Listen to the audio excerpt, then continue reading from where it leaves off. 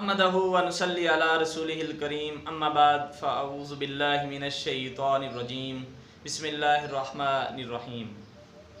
नाज़रीन सामीन, Pakistan reformers party PRP के प्लेटफॉर्म से एक बार फिर हाज़िर खिदमत हूँ। नाज़रीन, मेरे कुछ दोस्तों ने मुझसे सवाल पूछा कि ये जो मस्जिद अक्सा जो कि किबला अव्वल है मुसलमानों का, वहाँ गैर मुस्लिम फ़ौज, इसराइली फ़ौज, यहूदियों की फ़ौज, उन्होंने नहत्ते मुसलमान जो कि वहाँ नमाज अदा कर रहे थे उन पे शेलिंग की, उनको ज़दोकोब किया, जुल्म किया। अच्छा, ये जुल्म सितम की एक लंबी दास्तान है, ये कोई पहली दफ़ा ऐसा वाक़या नहीं हुआ, ये इससे पहले भी बहुत दफ़ा वाक़यात होते रहे हैं। इस पे तो किसी की दो राय नहीं हो सकती। ज़ाहिर बात है, जुल्म सितम जहाँ भी हो, किसी मुसलमान पे हो या किसी गैर मुस्लिम पे हो, वो तो जुल्म सितम ही होता है। लेकिन जिन दोस्तों ने मुझसे ये सवाल पूछा कि आपकी इसके बारे में क्या राय है, तो मेरा उनसे ये सवाल है कि जो लाहौर में हुआ, पाकिस्तानी गवर्नमेंट ने किया, अच्छा वो किन के साथ किया है पाकिस्तानी गवर्नमेंट ने? आपका क्या ख्याल है, पाकिस्तानी गवर्नमेंट मुसलमान है या गैर मुस्लिम है? और जिन पे हुआ वो मुसलमान है या गैर मुस्लिम है? तो आप मुझे जवाब देना, आपका क्या ख्याल है इसके बारे में? भाई थोड़ा सोचा करें प्लीज़। ये मसला फ़लस्तीन और इसराइल का नहीं है इस वक्त।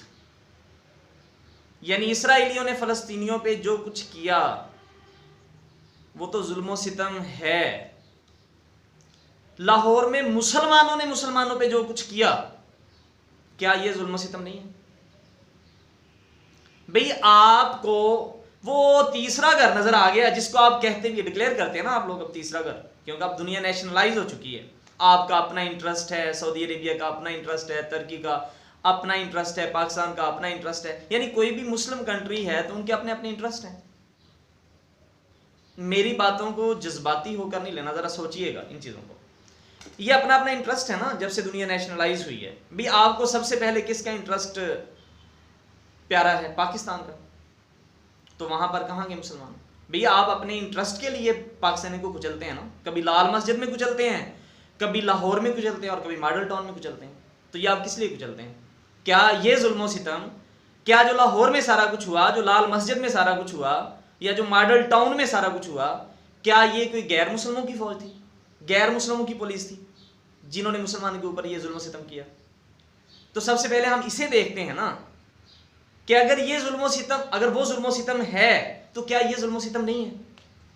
तो फिर मसला क्या है? मसला मेरे भाई अब इंटरेस्ट है, इंटरेस्ट, मफाद। आपको मफाद किससे? आप तो अपनी हुकूमतों को बचाने के चक्कर में लगे हुए हैं। आप मॉडल टाउन का वाकया करें अपनी हुकूमत को बचाने के लिए, आप लाहौर में TLP के ऊपर ज़दोकोब करें, जुल्म सितम करें अपनी हुकूमत को बचाने के लिए, आप लाल मस्जिद पे अटैक करें अपनी हुकूमत को बचाने के लिए। तो ये तो जनाब अब मामलात जो हैं वो अपने अपने इंटरेस्ट के हैं। आप तो अपनी हुकूमतों को बचाने के लिए ये सारा कुछ करते हैं और नाम देते हैं इसे नेशनल सिक्योरिटी का, या आप नाम इसे देते हैं डेमोक्रेसी का, जमहूरियत, अकबर बादशाही हो या जमहूरी तमाशा हो, जुदा हो दीन सियासत से तो रह जाती है चंगेजी। इकबाल ने कहा था ये। भाई अगर आप दीन को सियासत से अलग करते हैं तो फिर वहां तो चंगेजी रह जाती है। ये जो आपको हुस्न यूरोप में नजर आ रहा है, अमेरिका में नजर आ रहा है, ये हुस्न ही रह जाता है जिसके अंदर कुछ नहीं होता, खोखलापन, अंदर कुछ नहीं। तो बहरहाल, क्या ये जो सऊदी अरेबिया ने हौसी बागियों के साथ किया, हौसी बागी जो थे, क्या वो गैर मुस्लिम थे, यहूदी थे? क्या वो ईसाई थे? हौसी बागी क्या वो मुसलमान नहीं थे? उनके साथ जो सऊदी अरेबिया की गवर्नमेंट करती है वो क्या जुल्म सितम नहीं है? क्या कुर्दों के साथ जो हुआ, क्या वो जुल्म सितम नहीं है?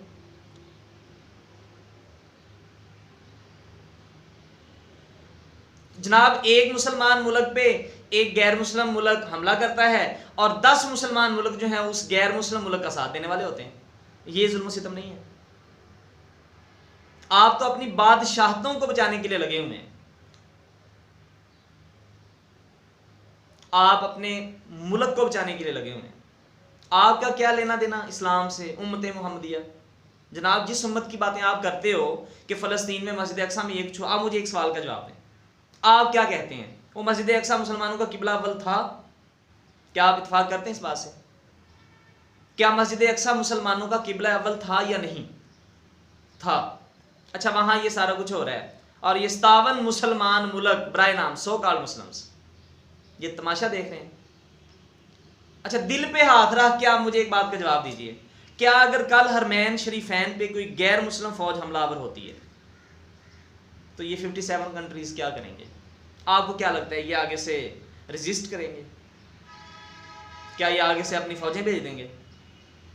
आपको क्या लगता है? ऐसा हरगिज नहीं होने वाला जनाब। अगर आपको अपने किबला अव्वल की अहमियत का अंदाजा नहीं है, आप वहां पे अपने म्यूचुअल इंटरेस्ट को देखते हैं, बाहमी फायदे को देखते हैं, मफाद को देखते हैं, तो हरमैन शरीफैन पे भी अगर कोई हमला कर दे गैर मुस्लिम फौज, आज इसराइली उठें और हरमैन शरीफैन पे हमला कर दें, तो जनाब देखता हूं कौन सा मुस्लिम मुल्क है जो अपनी फौजें भेजता है। आप भी देख लेना, मैं भी देख लूंगा, दिल पे हाथ रख के बता दें मुझे। वहां पर भी आपको अपना मुल्क नजर आएगा, वहां भी आपको अपना जाती फायदा नजर आएगा। यानी आप तो अपने जाती मफाद में इतने घेरे जा चुके हैं कि आपको नेशनल इंटरेस्ट नजर आता है जो कि इंटरेस्ट बिटवीन द मुस्लिम्स और अमंग द मुस्लिम्स वो आपको नजर ही नहीं आता। तो मेरे इन सवालों का जवाब आपने लाजमी देना है, बेशक कमेंट में दे दीजिए कि क्या ये जितना कुछ मैंने आपको गनवाया, क्या ये जुल्म सितम नहीं था? क्या जुल्म सितम सिर्फ फलस्तीन पे हो रहा है, मस्जिद अक्सा में हो रहा है? भी मेरा तो मानना है भी आपको चाहिए आप 57 मुल्क उठें, अपनी फौजें भेजें फलस्तीन के अंदर और रजिस्ट करें, आगे से रोकें इसराइलियों, करें आप ऐसे। आप क्यों नहीं करते ऐसे? आप करेंगे भी नहीं कभी, आप कभी नहीं करने वाले। आपको तो जनाब ये देखें, जब एटम बम आपने तजर्बात किए चाकी में, एटॉमिक बम के तजर्बात किए, तो क्या उस वक्त दुनिया ने या अमेरिका ने आप पे पाबंदियां नहीं लगाई थी? कभी वो लिस्ट निकाल के पढ़ें, पाबंदियां लगाई थी ना अमेरिका ने, पूरी दुनिया ने पाबंदियां लगाई। जब आपने 1965 की जंग लड़ी भारत से, तो अमेरिका ने क्या आपको ये नहीं कहा कि हमारे दिए हुए हथियार आपने भारत के खिलाफ इस्तेमाल किए, जो जबकि हमारा मुआहदा था कि हमारे दिए हुए हथियार आपने भारत के खिलाफ इस्तेमाल नहीं करने, तो आपने इस्तेमाल किए, आप पे पाबंदियां नहीं लगी, आप पे पाबंदियां लगी। तो आपको तो पाबंदियों का डर है। आप पहले बैठ कर ये डिसाइड तो कर लें यार हमारी ये बुनियाद है, बेशक आपकी बुनियाद जो कुछ भी है, सेकुलरिज्म है, लिबरलिज्म है या इस्लामिक स्टेट है या जो भी है, आपकी जो भी कोई बुनियाद है, आप पहले बैठ के ये डिसाइड कर लेंगे ये हमारी बुनियाद है। अगर इस पे ये कुछ हुआ तो हम उसको नहीं छोड़ेंगे। आपकी बुनियाद ही कोई नहीं है। आप मुझे बताएं, आप हमें तो यही मतलब बताया गया ना कि हमारी बुनियाद ला इलाहा इल्लल्लाह, पाकिस्तान ला इलाहा इल्लल्लाह की बुनियाद पर बना है, ला इलाहा इल्लल्लाह का नारा लगाया गया ना जब पाकिस्तान को बनाया गया। तो अगर ये बुनियाद है तो ला इलाहा इल्लल्लाह आपका कहाँ गया? ये सोचना है आप लोगों ने। खैर, एंड पे मैं अपने जितने मेरे सुनने वाले लोग हैं, मैं इन लोगों से रिक्वेस्ट करूंगा अपनी किरदार साजी पर जोर दें, अपने आप को इंप्रूव करें, हिस्ट्री को थोड़ा पढ़ें, तारीख का मुताला करें और अपने कीमती वक्त में से 24 घंटे जो आपका कीमती वक्त होता है उसमें से थोड़ा सा कीमती वक्त निकाल कर कभी अपने बारे में सोचें कि हमें क्या करना है दुनिया के अंदर, हमें क्या करना चाहिए था। भाई आप तो अपने रोजगार में इतने गुम हो चुके हैं कि आपको रोजगार के अलावा कुछ नजर ही नहीं आता। ओ भाई मेरे, ये रोजगार आपको मिलना है इंशाअल्लाह ताला और ये मिलता रहेगा, ये आपकी प्राइमरी इंपॉर्टेंस नहीं होनी चाहिए, ये आपको मिलना है, ये कोई नहीं रोक सकता। आप इसको नाम ही ढूंढे, ये आपको मिल जाएगा। मतलब मैं ये सोचता हूँ, कभी कभी पूछता हूँ किसी मतलब दोस्त से, यार आपका मकसद क्या है? 18, 19, 20 साल का वो लड़का होता है, उससे पूछता हूँ आपका मकसद क्या है, तो वो क्या बताता है? मेरा मकसद है कि मैंने MBBS करना है, मैंने इंजीनियरिंग करनी है, मैंने जॉब ढूंढनी है, बिजनेस करना है, ये करना है, वो करना है। और भाई ये आपके मकसद नहीं है। एक मुसलमान अपना मकसद लेकर पैदा होता है, उसका मकसद ढूंढना नहीं पड़ता, उसका मकसद तो ऑलरेडी डिसाइडेड है, ये प्री डिसाइडेड है उसका मकसद तो। और ये MBBS आपने बनना है, आपने डॉक्टर बनना है, इंजीनियर बनना है, या जर्नैल बनना है, या पॉलिटिशियन बनना है, या जो भी बनना है आपने, जनाब ये आपके प्रोफेशंस हैं, ये सिर्फ पैसे कमाने के तरीकाकार हैं और कुछ नहीं है। आप इतनी छोटी चीज के पैसा कमाने के तरीकाकार को आप नाम देते हो अपने मकसद का, और ये भाई आपका मकसद नहीं है, ये तो आपके सोर्स ऑफ इनकम्स हैं। तो आपको सोर्स ऑफ इनकम बनाना चाहिए, लेकिन कभी आपको ये नहीं कहना चाहिए कि ये मेरा मकसद है। ये आपका सोर्स ऑफ इनकम है। It doesn't matter even you are doctor और वट एवर यू। तो ये तो आपका बुनियादी सोर्स ऑफ इनकम है, ये आपका मकसद नहीं है। अपनी किरदार साजी पर अहमियत जोर दें। आप मुझे बताएं, दूध में मिलावट करने वाली कौम जो है वो फलस्तीन को, मस्जिद अक्सा को फतह करने की बातें करती है। तो होश के नाखून लें, थोड़ा अपने आप को डेवलप करें। वो झूठ बोलने वाली कौम सुबह से शाम तक, शाम से सुबह तक झूठ में हम लत हैं और हम बातें करते हैं कि हमने मस्जिद अक्सा को आजाद करवाना है। ओ भाई, हम जिस जगह पहुंच चुके हैं, हमारा वो लेवल नहीं रहा, हमारी वो स्टेज ही नहीं है। पहले अपने आप को बेहतर कीजिए, अपने आप को इंप्रूव कीजिए, खुदारा अपनी किरदार साजी कीजिए, और ये अपनी किरदार साजी करें ताकि आपके अंदर से कोई इंसान पैदा हो, हमारा हिस्सा बनिए। लेकिन हमारा हिस्सा बनने के लिए तो आपको इंसान बनना पड़ेगा भाई। इंसान बनिए, इंसान बनकर हमारा हिस्सा बनिए, हमारे साथ मिलिए। ये एक दिन का काम नहीं है, 2 दिन का काम नहीं है, इस पे सालों लग जाते हैं।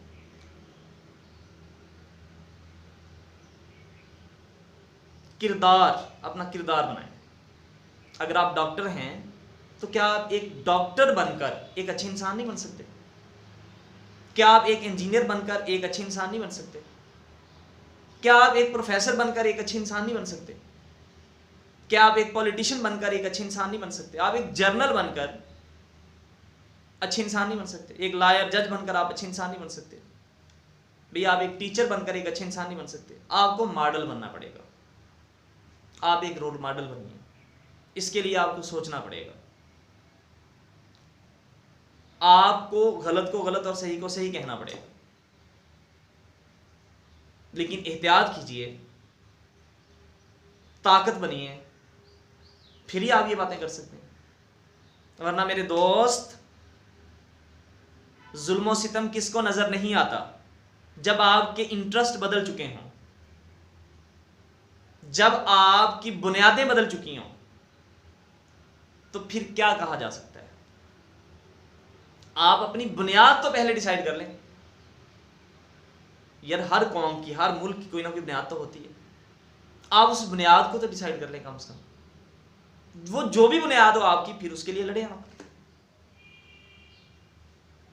बहरहाल, मैं आखिर पे एक दफ़ा फिर ये बात करूंगा अपने नौजवान दोस्तों से, या बूढ़े हैं, बच्चे हैं, जो भी मुझे सुनने वाले हैं, कोई लड़के हैं, लड़कियां हैं, मेल फीमेल जो भी हैं, मैं उनसे ये रिक्वेस्ट करूंगा। ये रिक्वेस्ट तो बेसिकली मुझे नहीं करनी चाहिए, क्योंकि ये आपका फ़ायदा है, आपकी आने वाली नस्ल का फ़ायदा है, तो रिक्वेस्ट मैं क्यों करूँ आप लोगों से। लेकिन आप अपने किरदार पर तवज्जो दीजिए। किरदार, किरदार, किरदार, किरदार। फिर आप कहिए कि हम ये कर सकते हैं। अल्लाह हाफिज़।